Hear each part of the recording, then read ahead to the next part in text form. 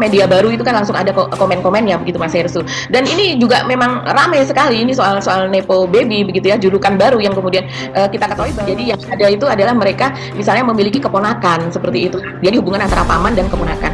Nah, ini kebetulan kalau saya diartikan seperti arti aslinya itu, maka memang ada hubungan antara nepo baby ini. Jadi ini media asing seperti Al Jazeera itu tadi misalnya. Ini Al Jazeera Inggris ya. Ini artinya ya dia juga ditonton untuk Eropa karena ini termasuk media yang populer di sana gitu. Dan di situ mereka sangat-sangat menyoroti Mas Hersu bahwa si Gibran ini adalah mengikuti jejak ayahnya begitu.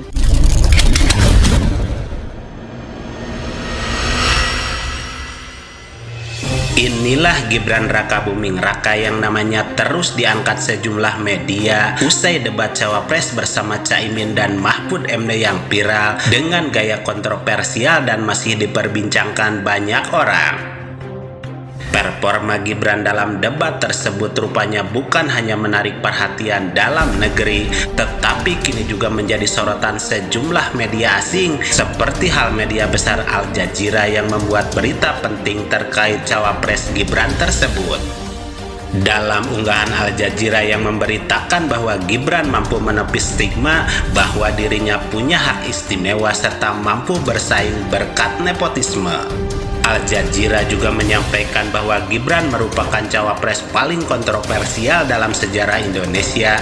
Namun meski menghadapi nepotisme, Gibran dinilai mendominasi panggung dalam debat cawapres yang telah berlangsung.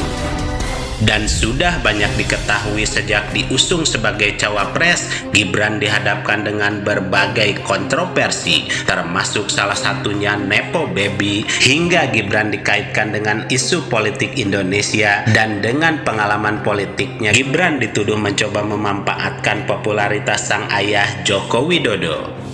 Si baby ini adalah memiliki paman, yaitu pamannya itu ada di MK begitu, yang disebut-sebut selama ini diyakini bahwa akibat dari keputusan sang paman itu maka si baby ini kemudian lolos dan bisa menjadi cawapres. Kurang lebih kalau dihubungkannya seperti itu begitu. Seperti hal putusan MK yang meloloskan Gibran sebagai cawapres dipandang kontroversial karena sang ketua MK Anwar Usman tersebut adalah adik ipar dari Jokowi.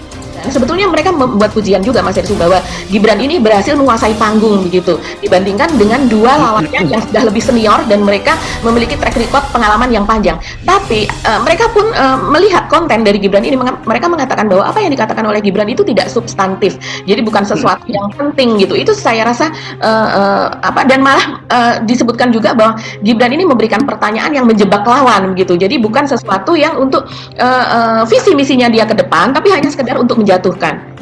Dan untuk semua hal tersebut, media luar menyebut Gibran istilah nepo baby, yang ketika diartikan nepo baby adalah sebuah sindiran dan bukan pujian, yang menggambarkan bagaimana seorang bisa mencapai kesuksesan dan kepopulerannya yang cepat sebab adanya bantuan orang dekat, yang bila diartikan bermakna bayi nepotisme.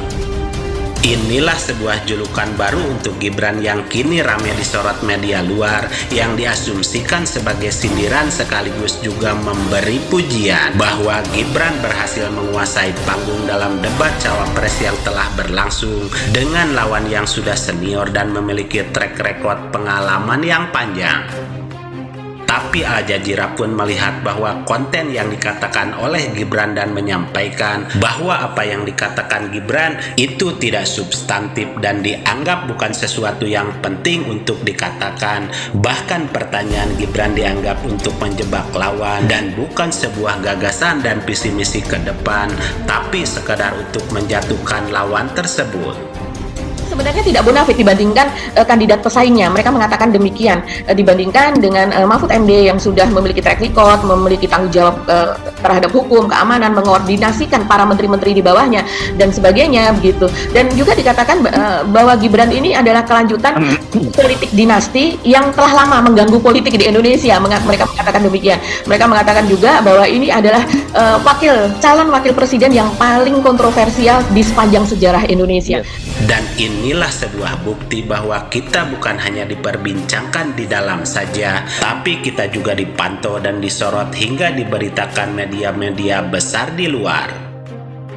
Saya kira peristiwa di Mahkamah Konstitusi akan berlanjut panjang itu, dan itu aktornya cuma satu, yaitu Jokowi. Itu Gibran itu pemain depan doang tuh, yang jadi sutradara adalah Pak Jokowi. Dan orang ingin lihat makin lama hubungan antara Jokowi dan Gibran itu sekuat apa sih? Hubungan antara Pak Prabowo dan Pak Jokowi sekuat apa sih?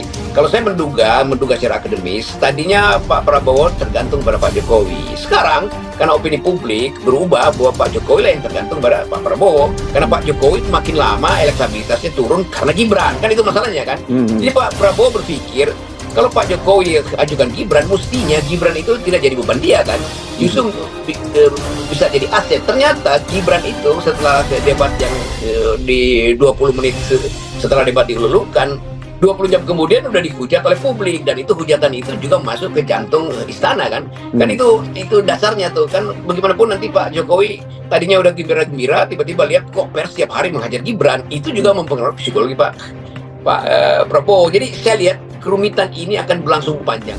Lantas, apakah semua kabar tersebut adalah sebuah hal yang baik dan semestinya disebarkan, ataukah itu sebuah hal buruk yang harusnya kita tinggalkan? Coba kita tanya hati dan kesadaran kita yang paling dalam.